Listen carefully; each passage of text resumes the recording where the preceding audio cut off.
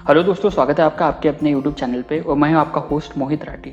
आज हम IPO review करने वाले हैं। जैसे कि आप जानते हैं 21 सितंबर 2020 को computer science management services limited, जिसको हम कैम्स के नाम से जानते हैं, इसका आईपीओ आने वाला है।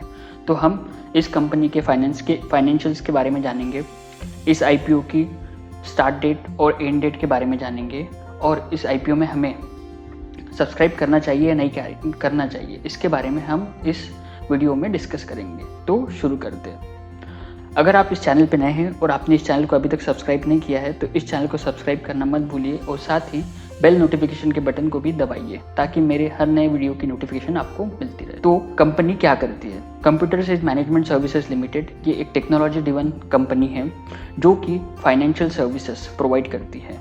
ये इंडिया की सबसे बड़ी रजिस्टर्ड और ट्रांसफर एजेंट है म्यूचुअल फंड के बारे में।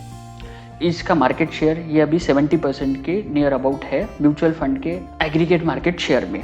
मतलब अगर आप कोई भी म्यूचुअल फंड खरीदते हैं तो उस म्यूचुअल फंड के एनईवी आपके डीमैट अकाउंट में ट्रांसफ़र करने का काम ये कंपनी करती है और इस कंपनी का मार्केट शेयर उस काम में 70% का है।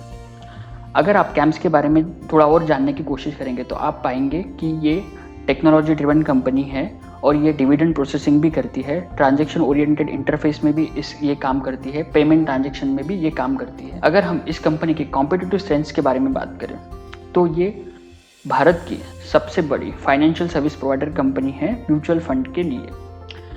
इसका डाइवर्स पोर्टफोलियो है। ये म्यूचुअल फंड के साथ साथ शेयर का डिविडेंड जो है उसको प्रोसेसिंग करने का भी काम करती है और म्यूचुअल फंड प्रोवाइडर्स और कंपनीज को ये अपनी फाइनेंशियल सर्विसेज प्रोवाइड करती है। इसका नेटवर्क पैन इंडिया है और इस कंपनी का जो टेक्नोलॉजी है वो स्केलेबल है और अपने बिजनेस को विदाउट एनी कॉस्ट ये और भी आगे बढ़ा सकते हैं।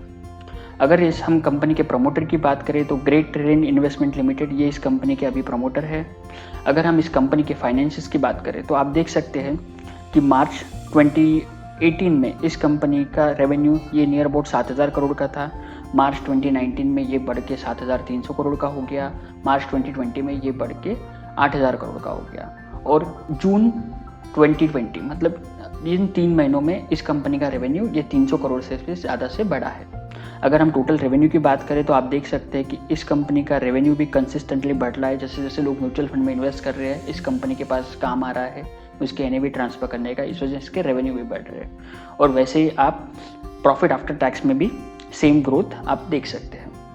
अगर हम इस आईपीओ के स्टार्ट डेट और एंड डेट की बात करें तो 21 सितंबर 2020 को ये आईपीओ का इशू शुरू हो रहा है और 23 सितंबर तक आप इसके अंदर सब्सक्राइब कर सकते हैं। ये एक बुक बिल्डिंग इशू है।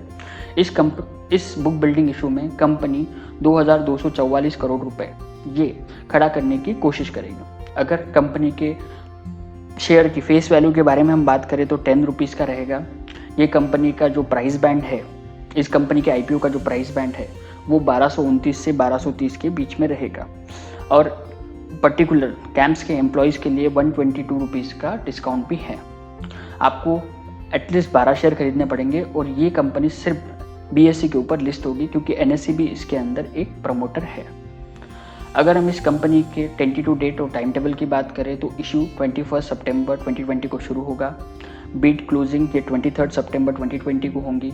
बिड का फाइनलाइजेशन मतलब अलोकेशन 28 सितंबर को हमें पता चल जाएगा और आपका जो पैसा रिफंड है और आपको अगर नहीं मिलते हैं शेयर तो 29 सितंबर 2020 से आपका अपना लॉक हुआ पैसा आपके अकाउंट में क्रेडिट होना शुरू हो जाएगा। 30 सितंबर 2020 को इसके शेयर्स आपके डीमैट अकाउंट में क्रेडिट हो जाएंगे और 1 अक्टूबर को इसका आईपीओ का लिस्टिंग रहेगा। रिटेल इन्वेस्टर के लिए एटलीस्ट आपको एक लॉट खरीदना है 12 शेयर्स का और इसकी कुल वैल्यू होती है 14,760 रुपये। ज़्यादा से ज़्यादा आप 13 लॉट खरीद सकते हैं जिसके अंदर आपको 156 शेयर आएंगे और आपको 1,91,880 रुपये इसमें ज़्यादा से ज़्यादा रिटेल इन्वेस्टर इन्वेस्ट कर सकते हैं। अगर हम इस कंपनी के ऑफर साइज के अंदर डिफरेंट इन्वेस्टर की कैटेगरी को अगर देखें तो क्यूआईबी के लिए 50% शेयर रिजर्व किए हुए हैं। नॉन इंस्टीट्यूशनल इन्वेस्टर के लिए 15% शेयर नॉन इंस्टीट्यूशनल इन्वेस्टर के लिए 15% शेयर ये रिजर्व करके रखे और रिटेल इन्वेस्टर के लिए 35% शेयर इस कंपनी ने रिजर्व करके रखे।